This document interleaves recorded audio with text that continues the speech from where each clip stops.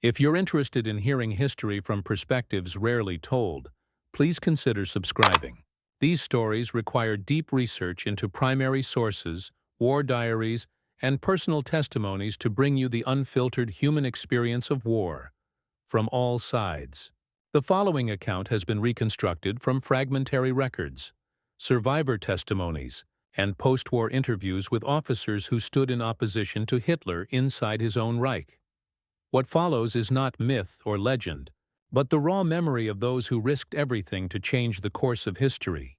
Claus von Stauffenberg was born in 1907 into one of the oldest aristocratic families of southern Germany.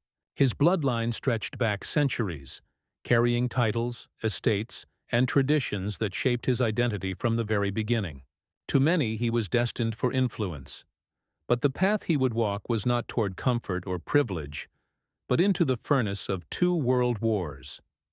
As a boy, Claus was surrounded by culture, music, and the arts. He and his brothers were raised in the shadow of their family's castle, where Goethe's poetry was read aloud and Wagner's operas were performed with reverence.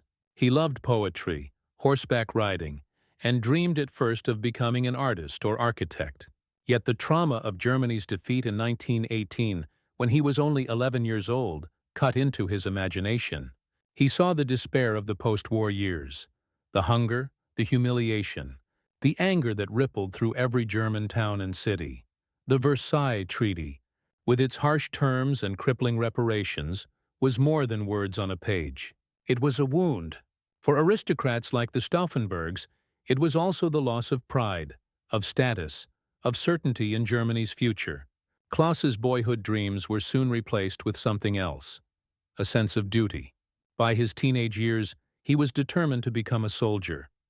In 1926, he joined the Reichswehr, the limited post-Versailles German army. He was 19, proud, and fiercely intelligent. Those early years of training shaped him. Strict discipline, riding schools, maneuvers, and endless study of military history. The Reichswehr was small, capped at 100,000 men by the treaty, but elite. Every officer was expected to know not only tactics but also engineering, logistics, and politics. Claus excelled. He was not a crude soldier. He carried with him the refinement of his upbringing. He quoted poetry to his comrades, played the cello, and was as comfortable at an aristocratic dinner as he was in the saddle. Yet underneath he harbored ambition.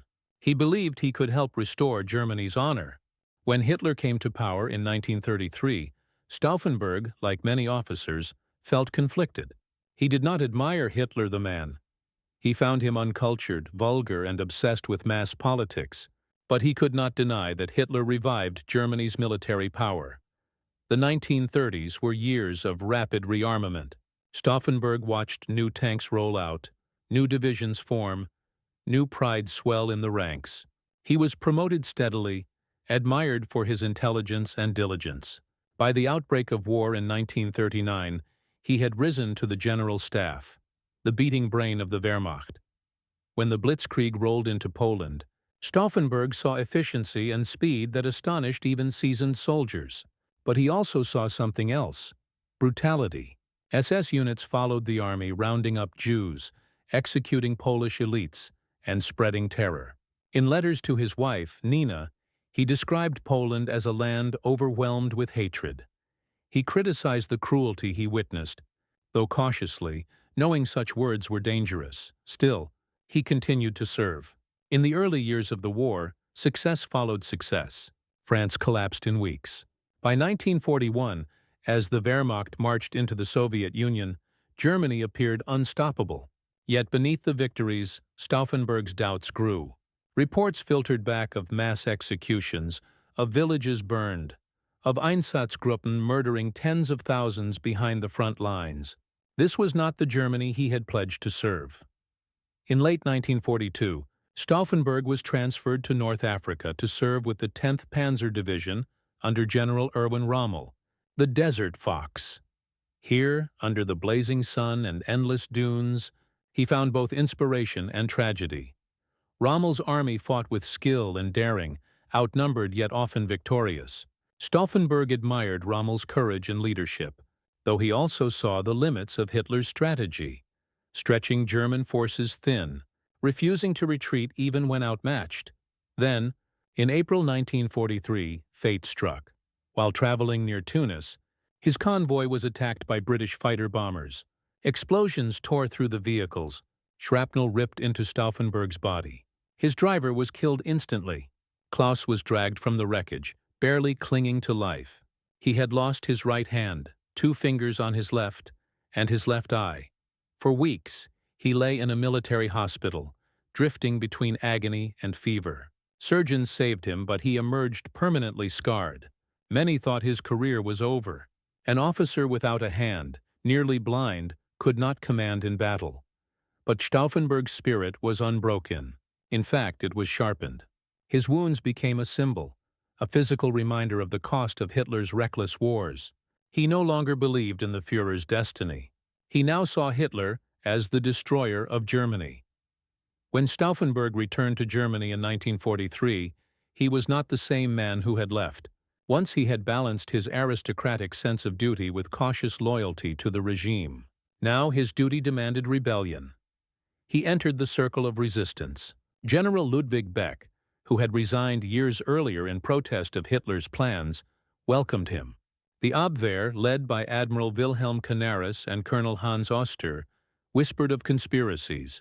Karl Goerdeler, the civilian politician, plotted a new Germany without Nazis. Stauffenberg, though young and newly crippled, brought something they lacked: resolve. Where others debated endlessly, he was decisive.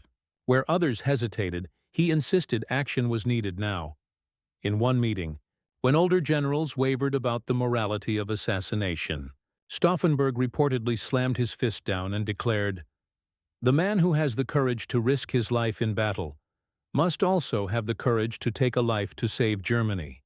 His transformation was complete. From a soldier of tradition, he had become a revolutionary in uniform. By late 1943, Stauffenberg was appointed Chief of Staff of the Replacement Army under General Friedrich Olbricht. This gave him access to Hitler's inner circle, and more importantly, to the Wolf's Lair, the Führer's eastern headquarters. His injuries made him the perfect assassin. Who would suspect the half-blind, one-handed officer of carrying a bomb into Hitler's presence? The soldier who had fought loyally in 2 wars, who had bled in Africa, who had once believed in the revival of Germany, was now prepared to risk everything to kill the man he once served. The German officer who had lived through fire and steel was about to become the German officer who would try to kill Hitler. By the end of 1942, Germany was already beginning to unravel. The catastrophe at Stalingrad, where the Sixth Army had been swallowed whole, shocked even the most loyal officers. For the first time, whispers of doubt stirred openly in mess halls and barracks. Is Hitler leading us to ruin? Claus von Stauffenberg, scarred from his wounds in North Africa, returned to a homeland cracking under the weight of war. His aristocratic circles spoke in hushed tones about the waste of life, the cruelty of the SS, the endless stream of telegrams sent to grieving families. The veneer of invincibility was gone. The truth was becoming undeniable. Hitler's path led only to destruction. For Stauffenberg, those doubts hardened into certainty. His body bore the evidence of Hitler's reckless ambition: a missing hand, a ruined eye, shrapnel scars that throbbed in cold weather. But it wasn't just personal loss. It was what he had seen with his own eyes: the starvation of civilians, the burning of villages, the systematic slaughter of Jews and Slavs. In Berlin, he found others who shared his horror, and from those private conversations, the seeds of resistance began to grow. Resistance inside Nazi Germany was a dangerous and fragmented thing. Unlike in occupied countries, there was no unified movement. Instead, there were clusters of dissenters, pockets of generals, clergymen, intellectuals, and bureaucrats, who quietly despised Hitler, but lacked the means to challenge him. Among these groups, the military resistance was both the most dangerous and the most critical. Generals like Ludwig Beck, who had resigned in protest back in 1938, had long argued that Hitler was leading Germany into a war it could not win. Karl Goerdeler, the former mayor of Leipzig, dreamed of a Germany governed by law, not terror. The Abwehr, Germany's military intelligence service, harbored men like Admiral Wilhelm Canaris and Colonel Hans Oster, who secretly aided Jews and even passed intelligence to the Allies. Stauffenberg entered these circles in 1943. His noble pedigree, battlefield reputation, and willingness to act gave him credibility. Unlike others, who spoke endlessly about what must be done, he was ready to put his life on the line. But he also brought something unique: access. His new role in the replacement army positioned him close to the machinery of power. Where others dreamed in shadows, Stauffenberg could walk into Hitler's presence with a briefcase under his arm. The conspirators were not saints. Many had served Hitler loyally for years. Some had tolerated his early crimes, excusing them as necessary for national revival. Others had acted too late, paralyzed by fear or self-interest. Stauffenberg himself was not immune to these contradictions. In earlier letters, he had occasionally expressed nationalist pride in Germany's expansion, even though he was disgusted by Nazi brutality. But the deeper he looked, the less he could reconcile service with conscience. The moral question gnawed at them all. Was it right to kill the head of state? Could they justify assassination even of a dictator? Meetings grew heated. Some generals balked, fearing that murder would stain Germany's honor. Others worried about civil war if Hitler's grip broke suddenly. Stauffenberg's answer was blunt, delivered in a voice hardened by war and pain. The man who has the courage to risk his life in battle must also have the courage to take a life to save Germany. It silenced the room. In his words, they heard not just desperation but clarity. He had seen enough. Hitler had to die. Planning treason under a totalitarian regime was like walking a razor's edge. The Gestapo's eyes were everywhere.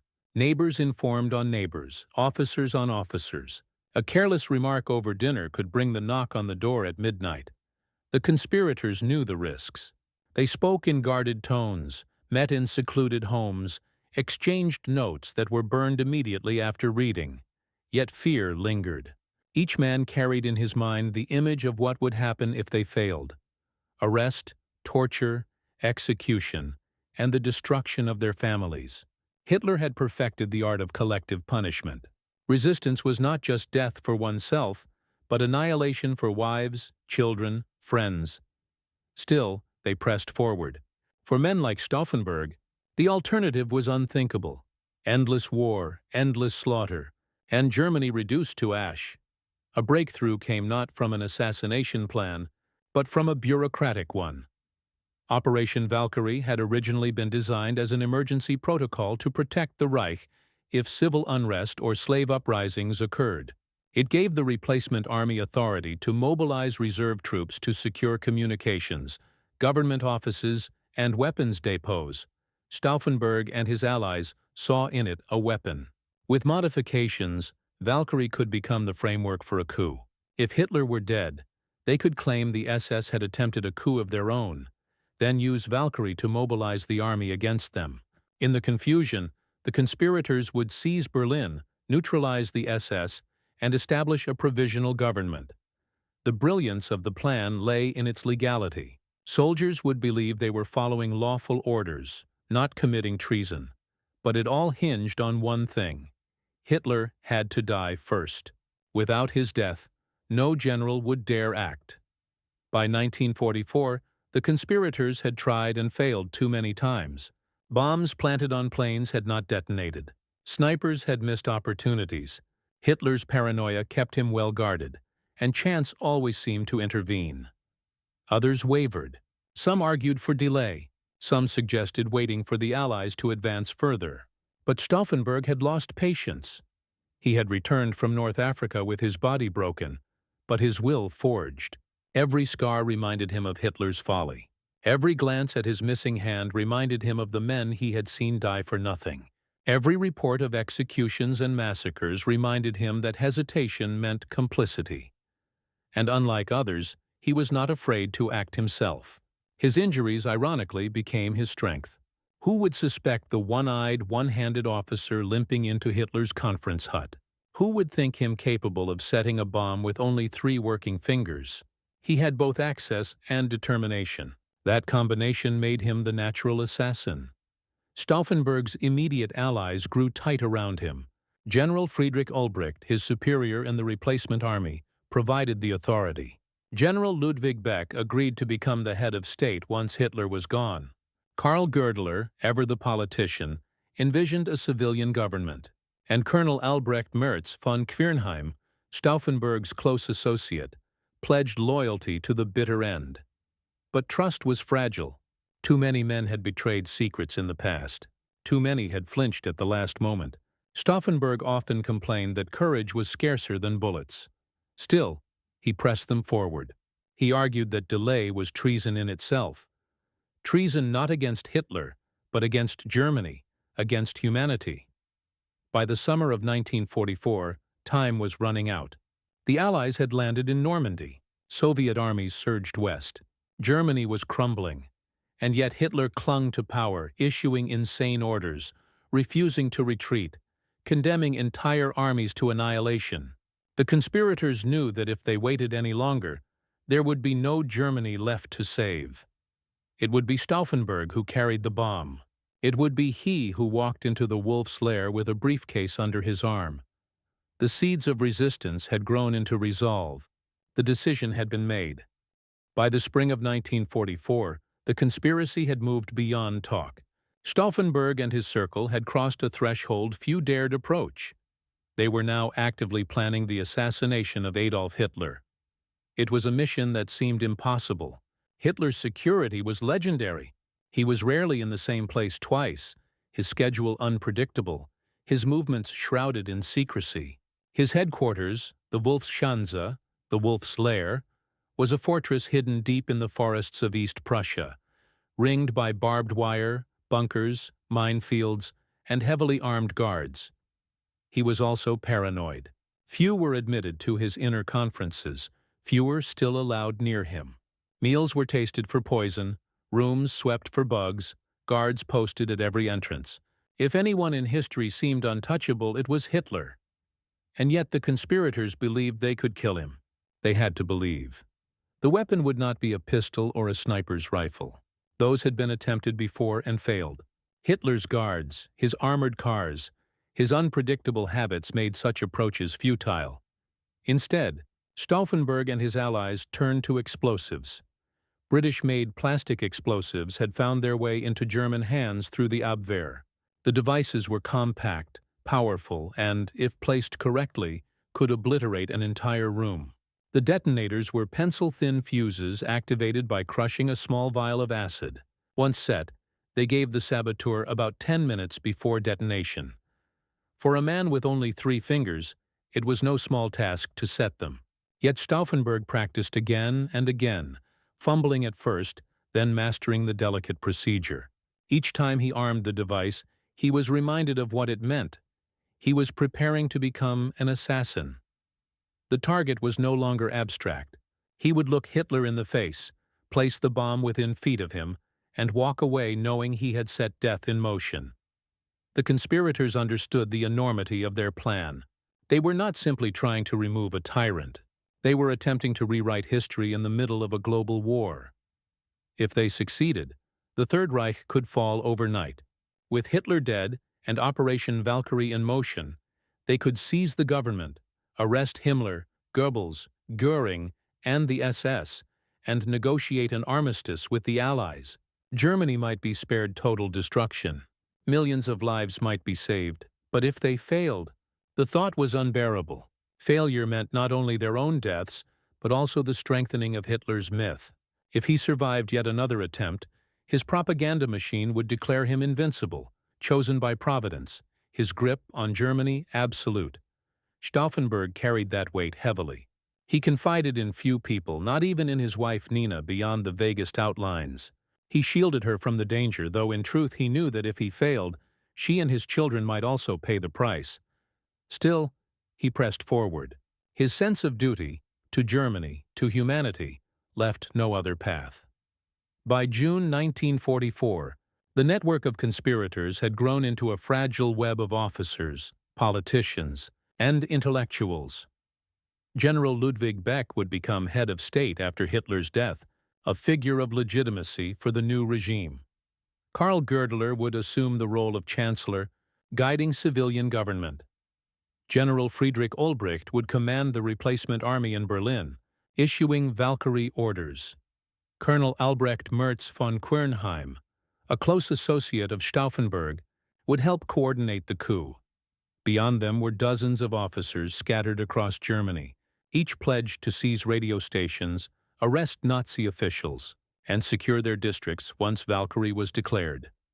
It was an intricate design, like a machine with many gears. But as Stauffenberg knew too well, one broken gear could bring the whole thing crashing down. In July 1944, Stauffenberg's position as chief of staff to the replacement army gave him direct access to Hitler's conferences. At last, he could stand within arm's length of the dictator. On July 11th, he carried explosives in his briefcase to the Wolf's Lair. His heart must have pounded as he crossed the checkpoints, saluted guards, and entered the timber-lined briefing hut. Yet he did not act. The conditions were wrong. Too many officers stood between Hitler and the briefcase's likely blast radius. Killing Hitler alone was essential. To miss him but kill his generals would achieve nothing. He returned to Berlin with the bomb still in his possession. On July 15th, he tried again. He armed the device in his quarters, sliding the acid fuse into place, the countdown ticking. But the meeting was cancelled at the last moment. Sweating, he disarmed the bomb and waited. 2 chances lost. His comrades grew restless. Each failure risked exposure. But Stauffenberg reminded them, this was not about killing a man at random. It had to be precise. It had to be decisive. History would not forgive half measures. Not all in the conspiracy agreed on timing. Some argued for patience, to wait until the Allies were closer, so the coup could succeed more easily. Others hesitated over the morality. Could they justify murder, even of a tyrant? Stauffenberg's patience snapped. At one heated meeting, he cut through the arguments. Every day we delay, thousands more die on the Eastern Front. Villages burn, Jews are slaughtered, soldiers fall. If we wait for the perfect moment, there will be nothing left to save. The time is now. It was not just strategy. It was urgency, born of the smell of blood in North Africa, the cries of widows in Germany, the knowledge that Hitler's madness was devouring everything. The others fell silent. For all their doubts, they could not match Stauffenberg's conviction. By mid-July, the window was closing. The Allies had landed in Normandy. Soviet armies surged westward. Hitler's regime was lashing out in desperation, executing deserters, hanging civilians as traitors, tightening its grip. Every day Germany crumbled further. If they did not act now, they might never act at all. On July 20th, 1944, Stauffenberg was summoned again to the Wolf's Lair for a conference. This time, he would not hesitate. This time, he would carry death into Hitler's presence. Deep in the forests of East Prussia, hidden among pine trees and swamps, lay one of the most heavily guarded places in Europe, the Wolfschanze, the Wolf's Lair. It was not one bunker, but a vast complex. Reinforced shelters, barracks, minefields, anti-aircraft batteries, and soldiers patrolling every path. Concrete walls 3 meters thick, doors of steel. Even the air seemed to whisper suspicion. To enter the Wolf's Lair was to step into the very heart of Hitler's war machine. It was also where Claus von Stauffenberg would attempt the impossible. On that morning, Stauffenberg arrived by staff car, his empty sleeve pinned neatly to his uniform, his black eye patch stark against his pale face, his briefcase, heavy with papers and with British-made explosives, hung from his remaining hand. He had rehearsed it a dozen times in his mind. Walk into the briefing hut. Place the case under the table near Hitler. Excuse himself. Wait. And then, fire, chaos, and the end of tyranny. But reality never matched imagination. The conference room was crowded. Generals pressed shoulder to shoulder around the long oak map table. Hitler stood near the center, his voice sharp, his gestures stiff, his pale eyes darting as he demanded reports from the front. The air was thick with cigarette smoke and sweat. Stauffenberg's eyes swept the room. To succeed, the bomb had to be within 2 meters of Hitler. But too many stood between him and that point. Even if the device detonated, Hitler might survive. He kept his composure, nodding, answering questions, hiding the storm inside. The moment slipped away. When the conference ended, he walked out with the briefcase still armed, his heart pounding with frustration. Back in Berlin, the conspirators were tense. Some accused Stauffenberg of hesitation. Others insisted he had been wise. A failed detonation would have been worse than none at all. But time was their enemy. Every delay invited discovery. Every whisper risked betrayal. The Gestapo was always listening. Stauffenberg felt the weight more than anyone. He had been ready to die on the battlefield. Why not now? Yet assassination was not the same as combat.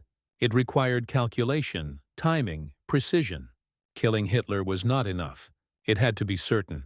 Still, his determination did not waver. If anything, the near miss hardened his resolve. He knew he would try again. Only days later, he was summoned once more to the wolf's lair. The tension returned, coiling through his body like a wire drawn tight. This time he went further. Before the meeting in his quarters, he quietly prepared the bomb. With 3 fingers, he crushed the acid vial inside the pencil detonator, starting the slow, silent countdown. Sweat beaded on his forehead as he worked, fumbling with the mechanism, every second a reminder of his broken body. Yet he managed it. The bomb ticked invisibly toward destruction. He slipped it into his briefcase, adjusted his uniform, and prepared to step into history. Then, without warning, the conference was canceled. Hitler had changed his schedule. The device was still armed, its fuse burning. Panic surged. If discovered, the briefcase would expose everything. Carefully trembling, Stauffenberg disarmed it. One slip could have blown him apart then and there. When it was done, he sat in silence, drained, his hands shaking. The second chance had dissolved like the first.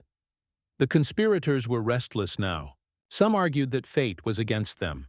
Others whispered about betrayal. But Stauffenberg refused to surrender to despair. At a meeting, he spoke with fire in his voice. How many more soldiers must fall at the front? How many more cities must burn? We do not need Providence to bless us. We need courage. We will not wait again.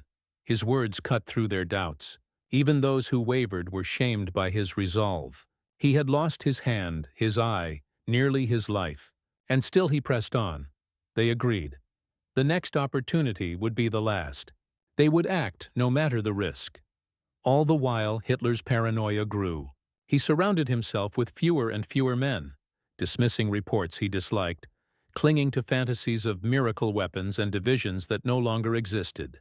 He distrusted his generals, accused them of cowardice, replaced them with loyalists. And yet in that paranoia, he grew careless. Meetings shifted from the safety of bunkers to the vulnerability of timber huts. The heat of July made the underground chambers stifling, so Hitler preferred to gather in the airy wooden barracks. It was a small change, but for Stauffenberg, it meant opportunity. Wood could not deflect a blast like concrete. A bomb placed in the right position could kill him. Fate, it seemed, was offering one final chance. On the eve of July 20th, Stauffenberg returned home briefly. His wife Nina remembered him as calm, though his eyes carried a strange intensity. He did not speak of details, he could not, but she sensed the weight he carried. He kissed his children good night, held Nina close, and whispered words she would remember for the rest of her life. If I must go, I go for Germany. She did not ask what he meant. Perhaps she already knew. By mid-July, the conspiracy had sharpened to a point. The explosives were ready. The plan was clear. Valkyrie orders had been drafted, waiting for the signal. Only one thing remained: the courage to act. On July 20th, 1944, Claus von Stauffenberg would walk once more into the wolf's lair with a briefcase in his hand. And this time, he would not walk out the same man. Dawn broke hot and heavy over East Prussia on July 20th, 1944. The forests around Rastenburg were still, but inside every checkpoint, every bunker, every guardhouse, tension hung thick. At 7 a.m., Claus von Stauffenberg climbed into a staff car, his empty sleeve pinned sharply to his tunic, his briefcase heavy in his lap. It carried reports, pencils, papers, and death. He had rehearsed this moment countless times in his head. Yet now, as the tires crunched over gravel roads leading to the Wolfschanze, the weight felt almost unbearable. This was no longer theory, no longer a plan whispered in shadows. Today he would stand face to face with Adolf Hitler. Today history would balance on the weight of a single briefcase.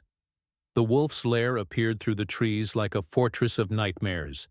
Endless barbed wire, thick concrete bunkers, watchtowers with machine guns poised. Mines buried in the soil, dogs barking in the distance. Every man who entered was searched, every vehicle checked, but Stauffenberg passed without incident. He was, after all, a colonel of the replacement army, a wounded veteran, a man trusted to serve. His eye patch and empty sleeve seemed proof enough of loyalty. Few suspected that the crippled officer carried within him more danger than any army outside the wire. He was escorted to the timber conference hut, a long wooden barrack with windows thrown open to fight the oppressive summer heat. Inside, maps of the Eastern Front covered the table. Generals crowded around, their faces drawn, their uniforms sweat-stained. And at the center, Adolf Hitler. Hitler looked older than his propaganda posters. His posture was stiff, his hair thinning, his skin pale. But his eyes, sharp, cold, unsettling, burned with the same intensity as ever. He tapped at maps, demanded reports, dismissed bad news with angry gestures.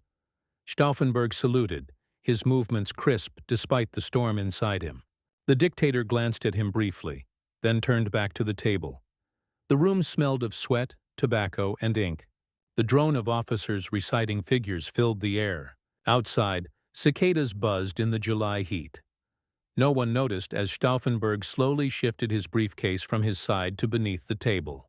Inch by inch, he slid it closer to Hitler's legs. Excusing himself, Stauffenberg left the hut, escorted to a side room under the pretense of needing to adjust his uniform. His aide helped him open the case. With his 3 working fingers, Stauffenberg crushed the vial in the pencil detonator, starting the 10-minute countdown. It was clumsy, painstaking work. Sweat rolled down his forehead as he fumbled with the second charge. But time slipped too quickly. He armed only one explosive before an officer appeared, reminding him that Hitler awaited. There was no turning back. He returned to the conference hut, with one live bomb ticking silently in his briefcase. Inside, the briefing continued, Hitler leaning over maps, his generals pointing at red arrows surging across Russia. With calculated calm, Stauffenberg set his briefcase beneath the heavy oak map table close to Hitler's right leg. He angled it discreetly, ensuring the blast would strike upward. Then, feigning a phone call, he excused himself once more. He stepped into the sunlight outside, his heart hammering, each second dragged like an eternity. At 12:42 p.m., the world split apart. The hut erupted in a deafening roar. Flames and smoke blasted outward, shattering windows, ripping doors from hinges. Officers were hurled through the air like rag dolls. The ground shook as if struck by artillery. Inside, chaos reigned. 4 men were killed instantly. Dozens lay groaning, bleeding, burned. Stauffenberg, already leaving the compound, heard the thunder behind him. His face remained composed, but inside a flood of relief surged. He had done it. Hitler was dead. He was sure of it. He climbed into his car, heading for the airfield. Berlin awaited. The coup could begin. But inside the hut, a different reality unfolded. The oak map table, thick and solid, had shielded Hitler from the full force of the blast. He was thrown to the ground, his trousers shredded, his hair singed, his arm burned. His ears rang with deafness. But he was alive. Dazed, blood on his face, he staggered to his feet. "I am unhurt," he muttered, disbelief in his own voice. His generals gaped at him as though seeing a ghost. Providence, he declared later, had spared him again. Stauffenberg boarded a plane, convinced the mission had succeeded. From the air, he telephoned Berlin. "The Führer is dead." It was the message his co-conspirators had waited for. In offices across the city, Operation Valkyrie began to unfold. Reserve troops were mobilized. Orders were typed. SS officers were placed under arrest. For a few brief hours, it seemed the coup might succeed, but the truth was already unraveling. By late afternoon, Hitler's survival was undeniable. Word spread through the Wolf's Lair. Photographs were taken of him meeting Mussolini later that day, his uniform scorched but his handshake firm. His voice, rasping yet clear, went out over the radio. "I am alive. The traitors will be destroyed." The message spread like wildfire. Soldiers who had hesitated, unsure whom to follow, now knew their Führer still lived. The tide turned instantly. In Berlin, confusion descended. Some officers followed Stauffenberg's Valkyrie orders. Others, learning Hitler had survived, refused. The SS regained momentum, moving swiftly to crush the plot. By evening, the coup was collapsing. Stauffenberg and his closest allies, Ulbricht, Merz von Quernheim, and Beck, were arrested at the Bendlerblock, their headquarters. As night fell on July 20th, Stauffenberg was dragged into the courtyard. Floodlights cut through the darkness. Soldiers stood grim-faced, their rifles ready. There was no trial, no chance to explain. Blindfolded, standing tall despite his injuries, he shouted his final words, "Long live sacred Germany!" The shots rang out. He fell, his body crumpled onto the cold stone. The day that might have changed history had ended in blood and failure. At 1 p.m. on July 20th, 1944, as smoke still lingered over the Wolf's Lair, Claus von Stauffenberg boarded his aircraft, believing he had killed Hitler. His briefcase had detonated. The conference hut reduced to splinters, bodies thrown about like leaves in a storm. Surely no man could survive. From the air, he telephoned Berlin with the words his fellow conspirators had longed to hear. "The Führer is dead." It was the signal. The coup had begun. In Berlin, the headquarters of the replacement army, the Bendlerblock, became the nerve center of the operation. Inside its stone walls, officers in gray tunics rushed through corridors, orders typed and signed, phone lines buzzing. General Friedrich Ulbricht, Colonel Albrecht Merz von Quernheim, and Ludwig Beck gathered with Stauffenberg's staff. Their plan was already prepared. Operation Valkyrie would be enacted not as defense against rebellion, but as rebellion itself. Troops across Berlin would be mobilized under the guise of protecting the Reich from an SS coup. Communications would be seized, SS leaders arrested, government buildings occupied. Germany's capital, and with it the Reich, would be theirs. At 3 p.m., orders went out. The reserve army was mobilized. In barracks across Berlin, young soldiers strapped on rifles and marched into the streets. They believed they were defending Hitler's Reich against treacherous SS elements. Trucks rumbled toward key locations. The propaganda ministry, Gestapo headquarters, radio stations. For a brief moment, the city bent toward the conspirators' will. Uniforms and authority masked treason in the name of law. SS men, caught off guard, were disarmed and arrested. Confusion rippled through the ranks. Some obeyed the orders without question. Others hesitated, waiting for clarity. For those few hours it seemed possible. The unthinkable, a coup in the heart of Hitler's Germany, was happening. But the plan had a fatal weakness. It rested on one fragile fact. Hitler had to be dead. By 4 p.m., uncertainty crept in. Rumors filtered through. Hitler had survived.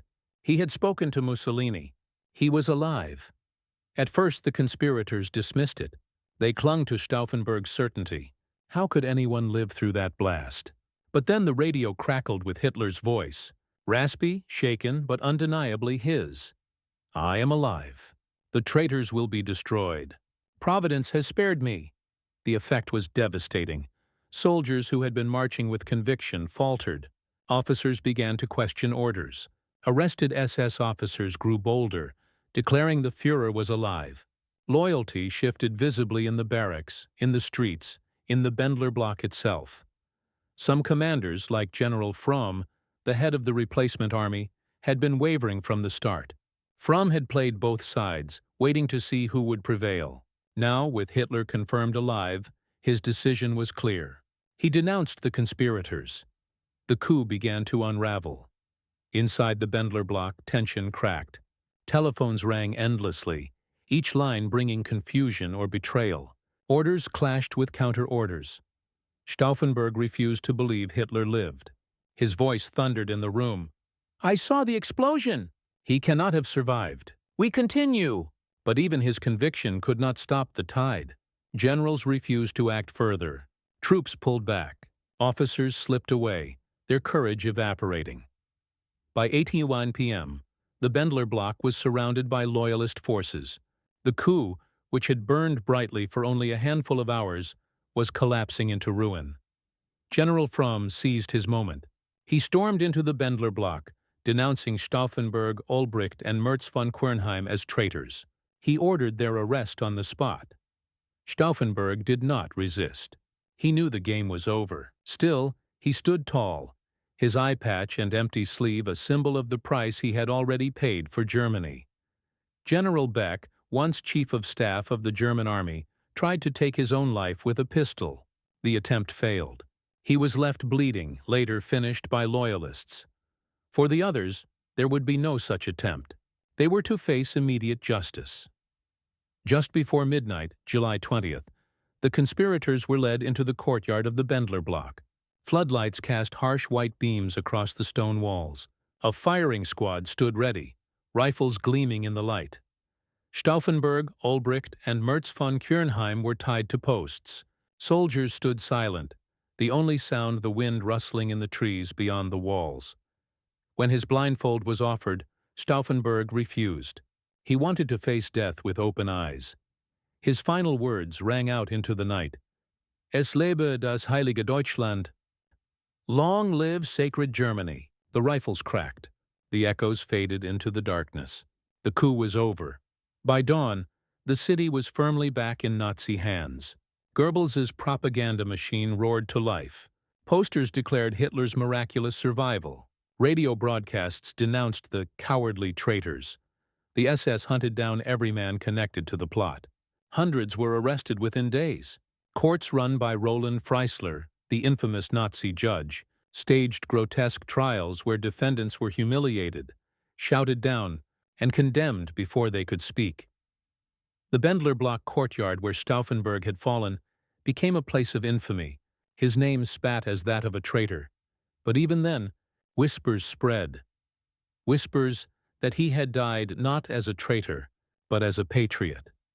For a few brief hours, history had balanced on a knife's edge. Soldiers had marched, orders had been obeyed, SS officers had been arrested.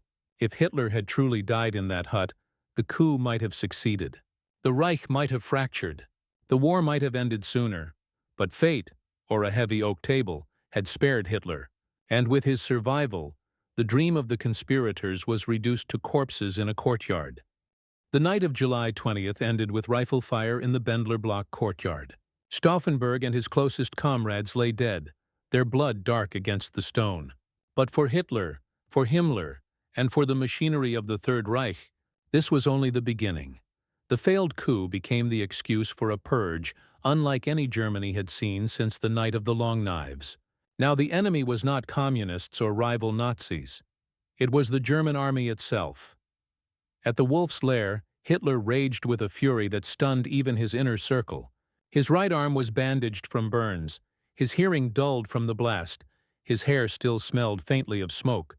But his anger was clear. "They will pay," he hissed. "They will all pay. No mercy for traitors."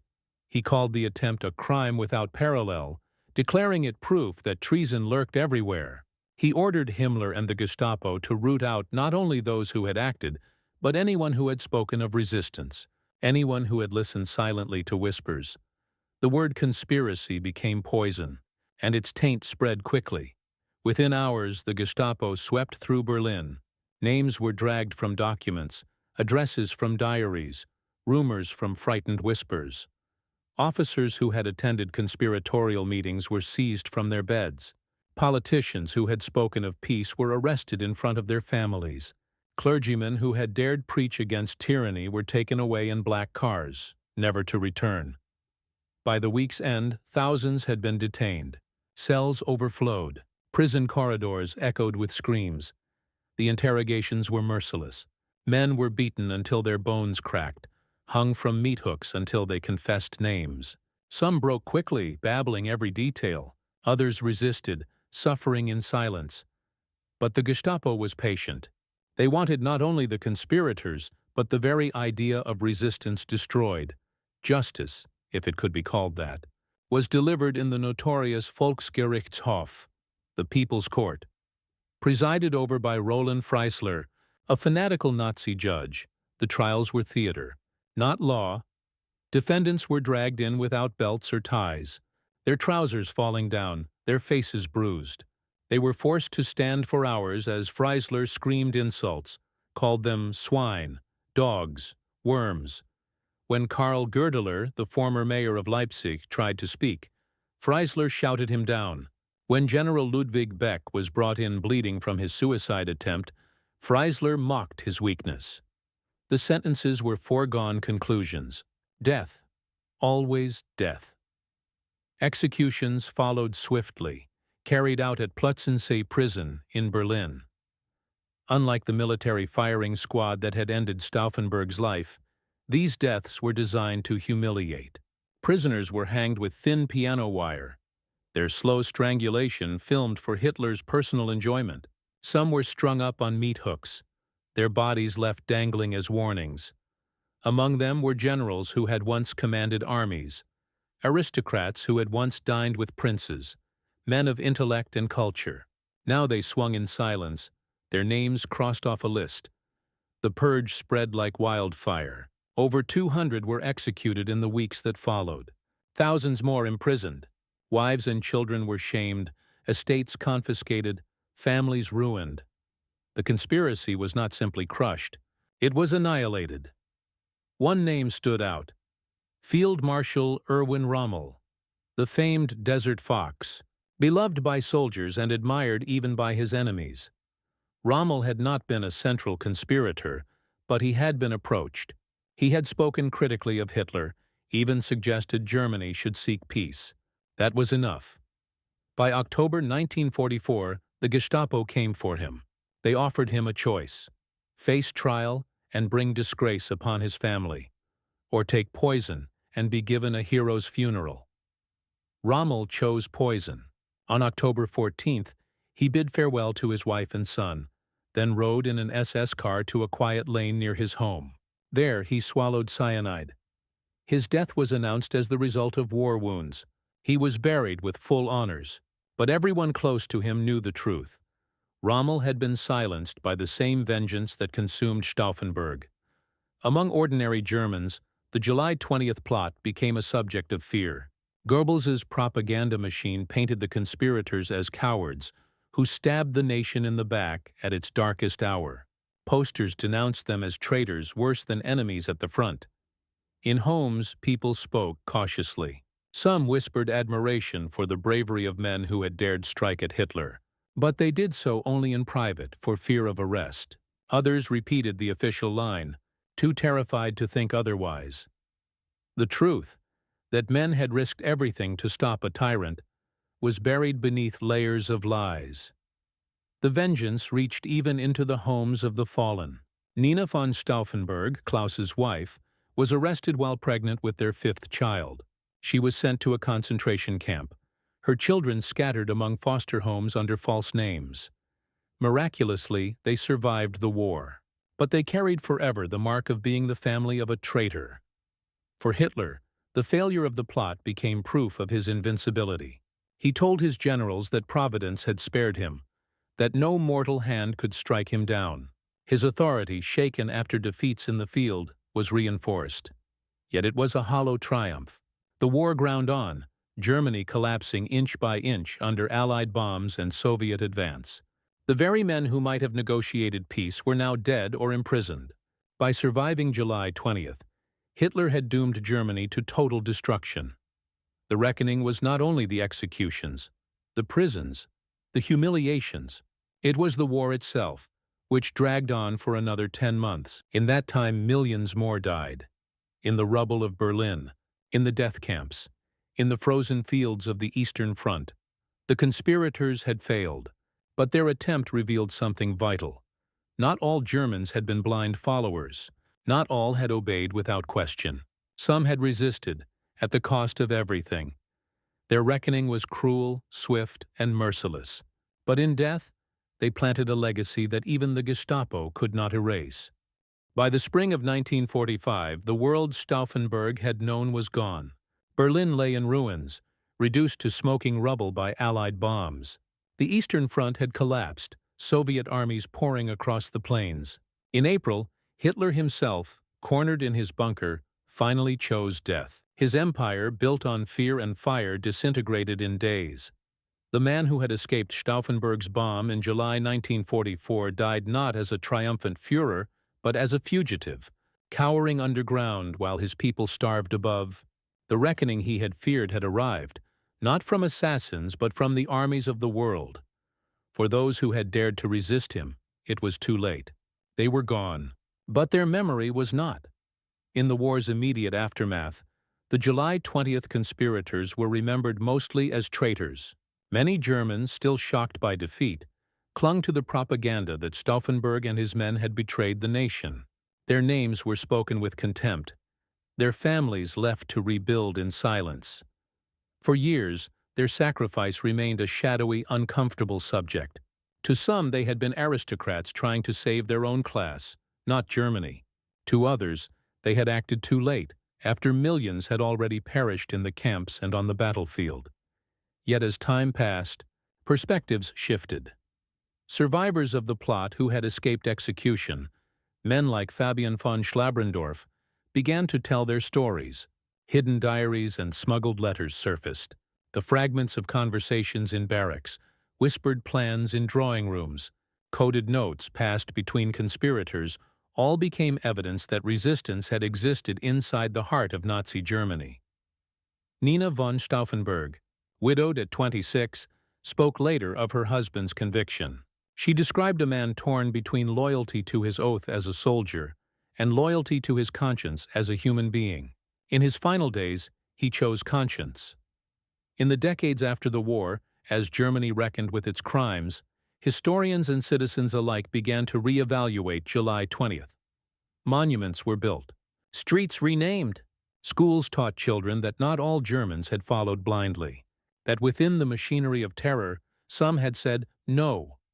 In 1952, President Theodor Heuss of West Germany called the conspirators men of honor. Later, memorials were established at the Bendlerblock, the very place where Stauffenberg had been executed. Today, it stands as the German Resistance Memorial Center. Each year, on July 20th, German leaders gather there to lay wreaths, to remember, to remind the world that the attempt was not in vain. Claus von Stauffenberg's name has become the most enduring of all. His image, the eye patch, the empty sleeve, the briefcase, has entered history as a symbol of courage against tyranny. But his legacy is complex. Some argue he should have acted earlier when Hitler was weaker. Others point to his nationalism, noting that his resistance was rooted less in sympathy for the regime's victims than in the belief that Hitler was destroying Germany. And yet, in the end, what matters is that he acted when so many did not. At a time when obedience was demanded above all, he chose defiance. At a time when silence was safety, he chose to speak with bombs. He gambled everything and lost his life. But his story endures as proof that even in a state of terror, conscience can survive. The July 20th plot failed. It did not stop the war. It did not save millions from death. The Gestapo's reprisals only deepened the tragedy. But its failure does not erase its meaning. For Germany, it became a foundation of a new identity, proof that resistance existed, that honor could survive dictatorship. For the world, it remains a reminder that tyranny, no matter how powerful, is never beyond challenge. Every nation, in every age, faces the question, what is loyalty and what is betrayal? To Stauffenberg, loyalty to Hitler was betrayal of Germany. Betrayal of Hitler was loyalty to conscience. When the rifles fired in the Bendlerblock courtyard, Stauffenberg's last words echoed into the night. Es lebe das heilige Deutschland. At the time, those words were drowned out by the propaganda of a still-living Führer, but history has given them new resonance. Today, they are not words of treason but of defiance, a reminder that even within the heart of darkness, one man's courage can light a spark. The German officer who tried to kill Hitler did not succeed, but in failure he achieved something lasting. He proved that resistance existed within Germany itself. He gave future generations a story not only of complicity and silence, but also of sacrifice and conscience. The war ended in flames. The conspirators ended in blood, yet their memory endures. A quiet flame carried forward each July 20th when Germany pauses to remember. Stauffenberg did not live to see the Germany he dreamed of, but he died believing it was still worth fighting for. And in that, perhaps, lies his greatest victory.